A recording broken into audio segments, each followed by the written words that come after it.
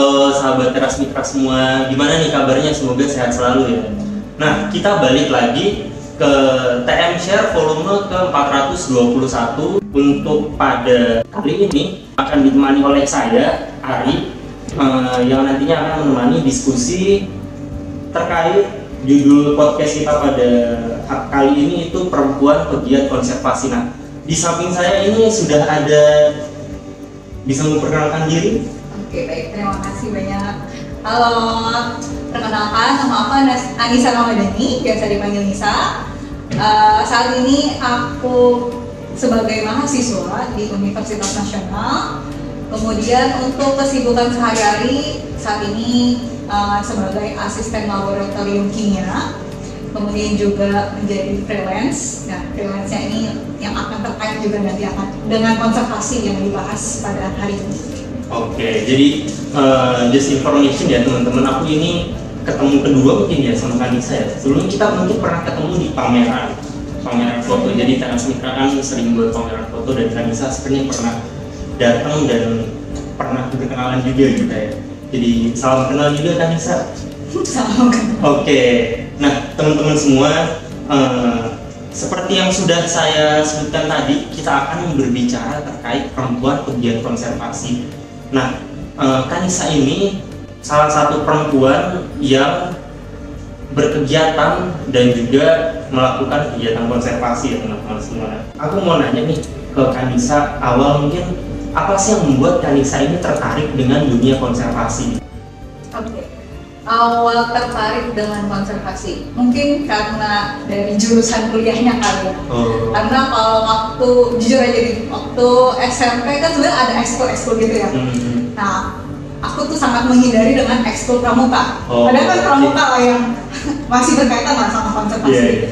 Tapi aku benar-benar menghindari. Tapi setelah kuliah memang lebih condongnya sukanya ke biologi. Jadi dari kuliah itulah mulai mengenal dengan konservasi. Walaupun sebenarnya saat kuliah pun aku lebih condongnya ke industrinya. Tapi ada namanya BSO, kayak organisasi. Nah, aku mengikuti salah satu organisasi yang memang fokusnya ke konservasi. Oke, nah tadi kan Kanisa udah spill dikit nih kenapa tertarik dengan konservasi dan bilang dari jurusan saat kuliah juga. Kalau boleh tahu tadi apa ya jurusannya kayak? Oke, kalau untuk di kampusku, kampus Universitas Nasional, jadi fakultasnya saat ini Fakultas Biologi dan Pertanian. Kemudian jurusannya biologi, nanti ada lagi kalau nggak salah namanya apa ya? Aku lupa namanya apa, pokoknya jadi kayak dibagi lagi ya, itu industri dan konservasi. Nah, kebetulan aku sih lebih ngambilnya ke yang industri. Nah, balik lagi tadi karena ada BSO, organisasi. Nah, aku mengambil salah satu organisasi yang memang fokus ke konservasi, khususnya terkait burung. Oke, ya. Jadi FYI aja ya teman-teman, ini kita tag-nya di Laboratorium Universitas Nasional nih. Jadi Kanisa sendiri adalah alumni dari Universitas Nasional. Nah, mungkin aku pengen ngulik dari keseharian Kanisa yang biasa dilakuin sekarang apa sih Kak? Apa gitu kesibukannya, mengerjakan apa aja? Oke, untuk kesibukannya seperti disebutkan sebelumnya, aku sebagai asisten laboratorium kimia, jadi aku bertugas membantu dosen untuk mengajarkan mahasiswa, terus juga menyiapkan alat dan bahan praktikum, dan juga nanti saat praktikumnya aku bantu melihat atau mungkin kalau ada mahasiswa yang kurang paham nanti dibantu juga. Nah, selain itu tadi itu juga bilang sebagai freelance. Nah, freelance-nya inilah yang berkaitan dengan konservasi. Nah, aku biasanya berfokus untuk mengambil data burung. Oke, jadi kesibukan Kanisa sekarang ini membantu menjadi asisten lab dan juga freelance terkait kegiatan-kegiatan konservasi khususnya di kegiatan mengamati burung ini. Nah, menarik banget. Aku mau langsung masuk ke dunia konservasi yang Kanisa jalani. Sebenarnya apa aja sih kegiatan konservasi mungkin terkait burung atau ada hal lainnya yang biasa Kak Nisa lakukan atau pernah Kak Nisa lakukan? Oke, untuk kegiatan konservasi ini pun sebenarnya banyak macamnya ya. Mungkin bisa dari edukasi itu kan berarti kita menyampaikan sesuatu informasi ya, entah mungkin ke anak sekolah ataupun mungkin juga ke mahasiswa tapi yang jurusannya non biologi atau kehutanan, karena biasanya biologi kehutanan itu akan lebih sering terpapar sih dengan dunia konservasi. Terus selain edukasi, kita juga bisa tadi aku bilang mengambil data itu berarti kita kan ke suatu tempat, nggak mesti di hutan yang jauh gitu, bahkan di ruang terbuka hijau ataupun di sekitaran kita itu kita juga bisa mengambil data, entah itu burung, entah kupu-kupu, ataupun mungkin kadal-kadal yang ada di sekitar rumah kita. Itu untuk kegiatan-kegiatan yang kurang lebih biasa aku lakukan. Jadi ada banyak cara untuk mengenal konservasi, dan kamu pun nggak mesti harus jurusan biologi. Oke, jadi dalam dunia konservasi ini nggak harus dalam jurusan biologi atau tadi yang kan saya sebutkan kehutanan dan lainnya, teman-teman semua. Jadi teman-teman sahabat Teras Mitra semua ini bisa ikut terjun untuk ikut dalam kegiatan konservasi ini. Nah, aku mau nanya lagi tentang sebenarnya kita kalau terjun ke dalam kegiatan konservasi nih Kak, skill apa aja sih yang harus kita butuhkan? Kan tadi udah dinotis tuh, sebelumnya nggak harus anak biologi, nggak harus anak kehutanan, tapi kita semua itu bisa ikut andil gitu untuk masuk ke dunia konservasi ini. Kalau untuk skill sebenarnya itu bisa menyesuaikan, tapi yang paling penting menurut aku yang pasti adalah niat untuk mau ikut berkontribusi. Nah, kalau dari niatnya aja nggak ada, gimana mau ikut berkegiatannya gitu. Jadi dengan niat, udah nih mulai ikut berkegiatan, nanti biasanya kalau misalnya ikut dalam event apapun itu, nanti akan ada yang membantu, entah membantu bagaimana cara pengamatan, bagaimana cara mengidentifikasi, atau mungkin maksudnya jadi kita tahu oh ini hewan apa atau nama spesifik hewan itu tuh apa, itu pasti ada yang bantu. Jadi kalau misalnya baru memulai mengenal, sebisa mungkin sih saran aku mengikuti kegiatan yang ada gitu. Jadi biar benar-benar diajarin. Kalau sendiri, takutnya kan karena memang gak punya basicnya, jadi bingung gitu kan. Mungkin ada hal-hal yang sulit dimengerti, jadi itu kan pasti butuh ada yang menjelaskan. Gitu. Oke. Jadi sebenarnya menarik banget ya teman-teman semua, harapannya ya sahabat Teras Mitra juga bisa ada nih keinginan untuk terjun ke dunia konservasi, karena kita ini dalam kegiatan konservasi itu pastinya melestarikan lingkungan, melestarikan satwa-satwa dan lainnya teman-teman. Nah, dalam konservasi ini sebenarnya Kanisa sudah pernah kemana aja sih Kak? Mungkin bisa disebutin nih, bisa di-spill ke daerah mana aja gitu. Untuk pergi ke daerah-daerah yang ada di Indonesia, alhamdulillah pernah ke beberapa wilayah Indonesia Timur, kayak ke Ternate, ke Sulawesi, itu spesifiknya di Morowali nama daerahnya. Kemudian juga pernah ke daerah Nusa Tenggara, ke Lombok sama Sumba. Nah, untuk yang Sumatera Barat terakhir pernah ke Batam sama Palembang. Oke, jadi banyak banget ya teman-teman semua. Aku juga nggak ingat semuanya. Cuma tadi yang ternotis sama aku ada pertama itu Ternate, terus ada Sumba di daerah timur, terus ada Morowali, terus tadi di Sumatera ada di Batam dan Riau. Palembang. Oh, Palembang, maaf ya. Nah, biasanya kalau kita terjun mengamati misal burung atau kegiatan konservasi lainnya, itu apa aja sih perlengkapan yang harus kita siapkan? Oke, untuk perlengkapan, karena aku biasanya burung ya. Kalau burung biasanya kalau yang baru memulai sih, untuk yang pertama kali belajar, yang paling yang menjadi senjata utamanya adalah buku identifikasi. Jadi nanti ada buku identifikasi. Kalau yang burung tuh ada yang memperjualbelikannya. Kemudian tentunya alat tulis. Jadi kita kan harus catat nih apa aja sih yang kita temuin gitu. Nah, biasanya juga kalau baru belajar dan belum punya kamera lah gitu, karena kamera itu sebagai alat bantu. Nah, kalau untuk yang burung biasanya kita harus menggambarkan burung yang kita lihat. Jadi kan burung cepet ya gitu. Jadi kan tadi burungnya kayak gimana ya, biar nggak lupa di gambar gitu. Kasarnya seperti apa, kayak bentuk kakinya kayak gimana, terus tadi warna burungnya ada apa aja gitu kan. Nah, itu pentingnya menggambar di situ sebagai selain kamera, karena kamera kan itu alat tambahan. Itu untuk burung. Kalau untuk misalnya kita ngamatin pohon, kalau untuk pohon biasanya suka pada bawa perometer namanya. Nah, jadi karena kan pohon pasti banyak yang terhampar luas gitu. Nah, jadi kita bikin kotak-kotak itu atau kita sebutnya plot. Nah, jadi misalnya cuma di satu wilayah kita bikinnya berapa kotak. Jadi nggak semuanya dingin, karena mungkin akan ada yang seragam, dia tinggal dibikin kotak-kotak mungkin 2 atau 5 kali pengulangan kotaknya. Nanti baru kita catat pohon apa aja yang ditemuin. Mungkin untuk pohon juga aku pun masih belajar karena memang itu cukup sulit untuk diidentifikasi. Karena biasanya kalau cuma lihat daunnya itu terlihat sama semua kan gitu. Nah tapi sebenarnya daun pun ada bedanya, kayak di ujung atasnya tuh beda, di ujung bawahnya juga beda. Itu benar-benar harus dilihat banget. Jadi biasanya akan dibantu sama kamera, di foto benar-benar semua posisi si tumbuhan itu kita foto biar nanti saat mau mengidentifikasinya mudah. Terus kalau misalnya hewan-hewan yang lainnya pun sih masih kurang lebih sama seperti burung. Cuma bedanya kalau yang aku tahu saat belajar pertama kali jarang sih yang benar-benar sampai digambarkan. Ya mungkin kalau untuk kayak kita ada sebutnya herpetofauna, itu adalah reptil sama amfibi. Reptil itu kadal-kadalan atau ular, amfibi itu yang kodok-kodok kakap. Nah itu biasanya suka diambil itu hewannya, biar benar-benar ngeliat, karena pernah dapat informasinya kalau kayak ular kadang kan ada yang mirip-mirip ya. Nah biar ngebedainnya adalah ngitung sisikulnya.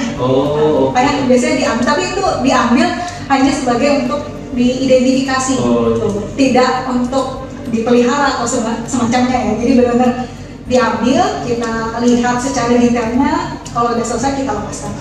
Ya, jadi mungkin dilihat secara fisiologinya aja ya, secara fisiknya dan nggak menyakiti juga pastinya. Betul.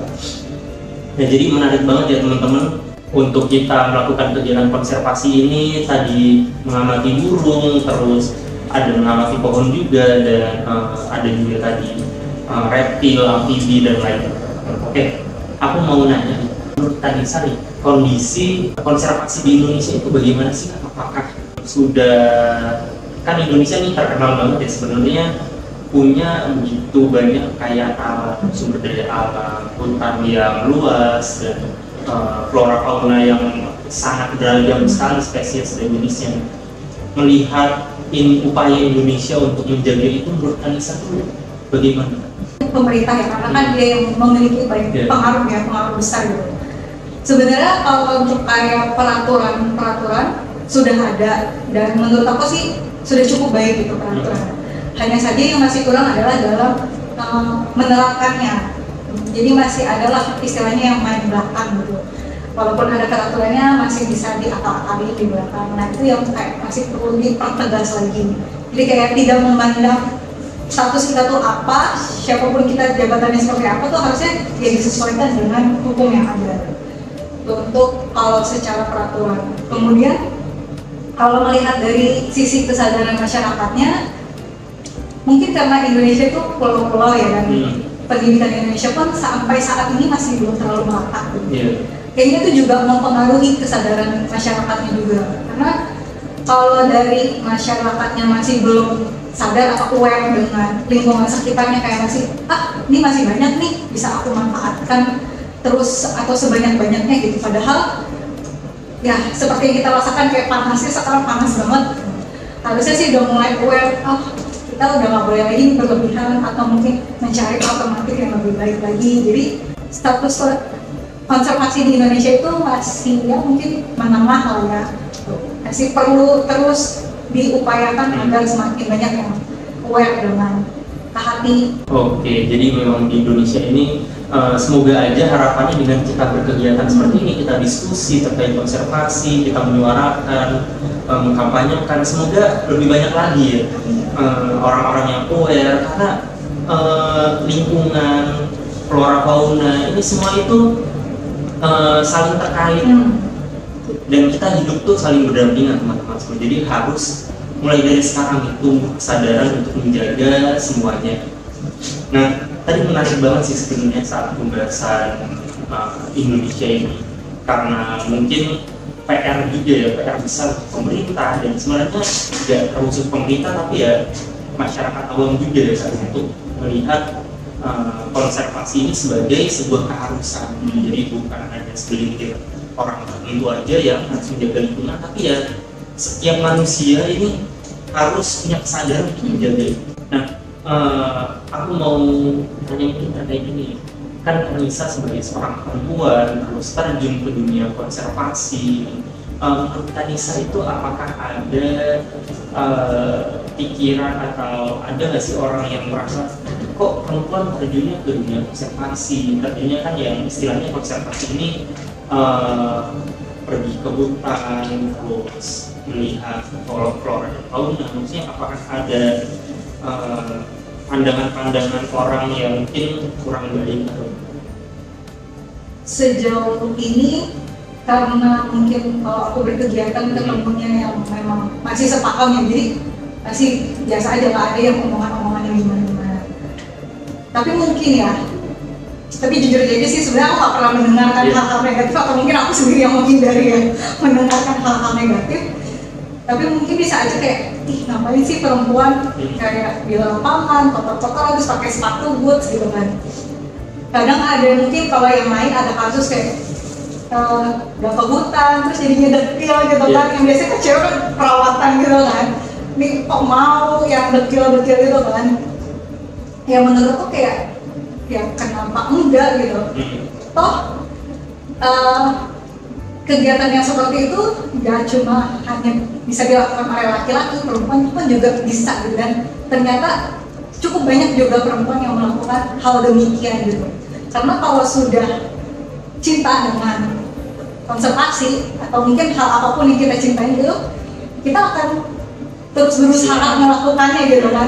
Mau ya kelihatan dekil dan segala macam ini tetap kita lakukan gitu. Mau seberat apapun ujiannya, tantangannya, kalau misal sudah cinta ya mungkin dihantam terus aja, maju terus. Oke.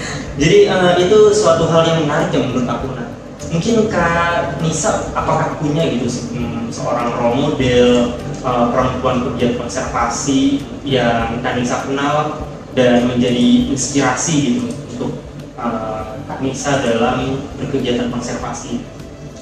Untuk role model yang utamanya sih nggak ada itu. Cuma kayak setiap kalau ketemu lagi event apa tuh kayak, ih kok Mbak yang ini keren banget ya, pengen juga kayak dia gitu. Kita ketemu lagi siapa, Mbak ini juga keren gitu. Jadi setiap ada ketemu perempuan-perempuan yang pegiat konservasi juga tuh jadi menumbuhkan semangat untuk diri sendiri juga, kayak pengen lebih baik lagi gitu. Karena aku pun menganggap ilmu aku yang ada sekarang pun belum seberapa gitu. Jadi masih terus belajar dan terus, ya pokoknya jangan bosan untuk belajar terus.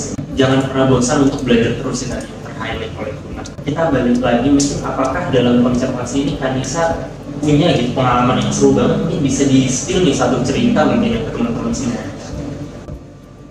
Apa ya? Apa semuanya menyenangkan dan seru ya? Setiap daerah pasti ada ceritanya masing-masing gitu. Mungkin yang bisa aku ceritain di saat TKT, jadi di TKT aku tahun kemarin pernah cukup lama, sekitar sebulan. Waktu itu ada kegiatan mengambil data pemelihara burung parubengkok. Jadi aku mau mewawancarai orang masyarakat di TKT yang memelihara burung parubengkok. Nah, selama sebulan ini kayak kerasa perbedaan dengan kebiasaan di yang Jawa lah gitu. Jadi kalau misalnya siang, masyarakat di sana tuh kebanyakan tidur siang. Kayak kerasa banget. Jadi kalau siang tuh benar-benar sunyi gitu, benar-benar kayak ya udah rehat sejenak lah aktivitas. Kalau di Jawa kan kayak 24 jam terus. Jam khususnya Jakarta. Iya. Jadi aku kayak kerasa, wah. Jadi saat karena kita mau wawancara masyarakat kan, kamu nggak mungkin dong kita juga mengganggu istirahat mereka gitu. Terus sih yang jadi kayak mungkin mengenal kebiasaan ya, walaupun sama-sama Indonesia tapi ternyata ada perbedaan yang mungkin nggak signifikan banget sih, cuma jadi kerasa aja bedanya gitu. Dengan yang biasanya kita siap kerja gitu, yang ini istirahat, jadi kayak ngikutin juga istirahat juga. Terus sama apa lagi? Kan kalau di dunia Indonesia terkenal ya sama. Nah, salah satu yang menurut aku bisa menjadi contoh adalah di TKT. Nah, kita sebagai orang Jawa dan yang nggak bisa bahasa daerah sana, terus tiba-tiba mau nanya terkait pemeliharaan yang menurut orang lain itu kayak agak sensitif juga. Karena saat melakukan itu banyak yang menyangka aku dari BKSDA.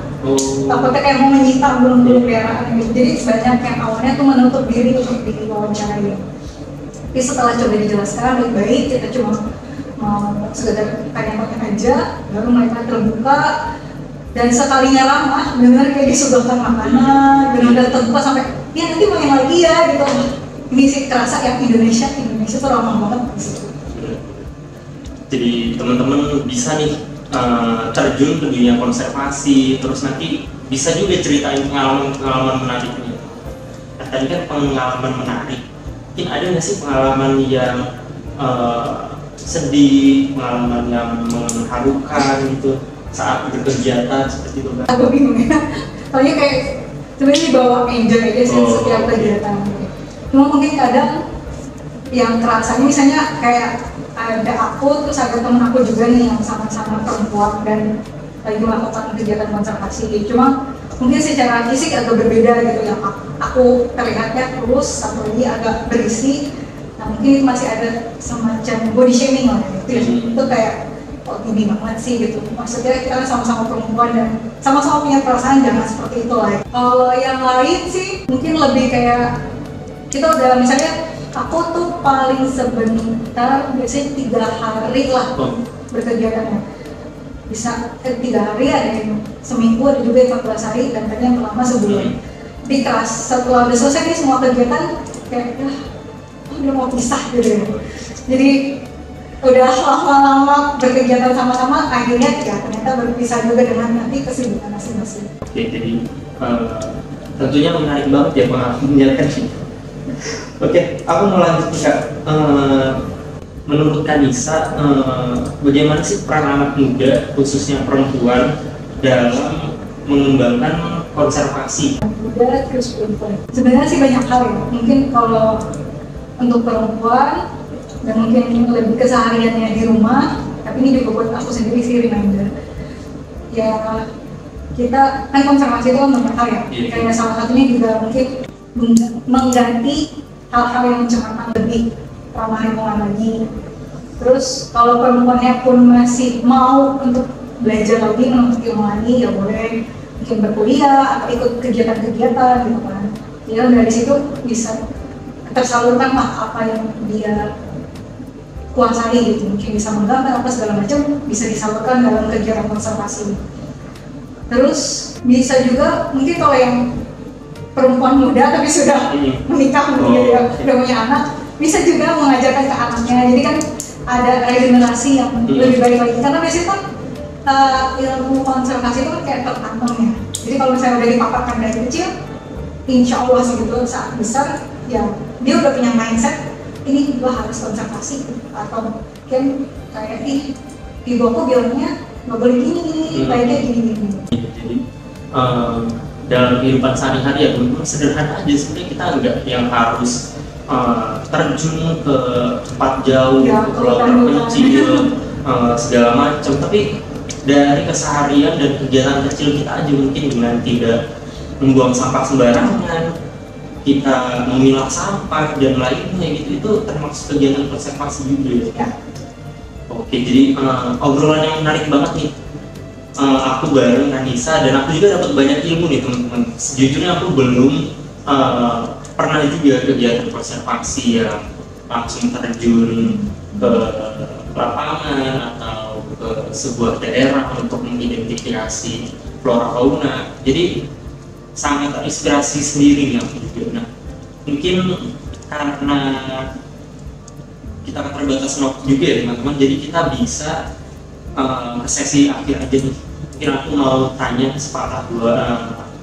mau minta sepatah dua patah kata ya dari Kanisa atau closing statement-nya lah gitu, terkait harapan Kanisa terhadap dunia konservasi ini, khususnya mungkin di Indonesia.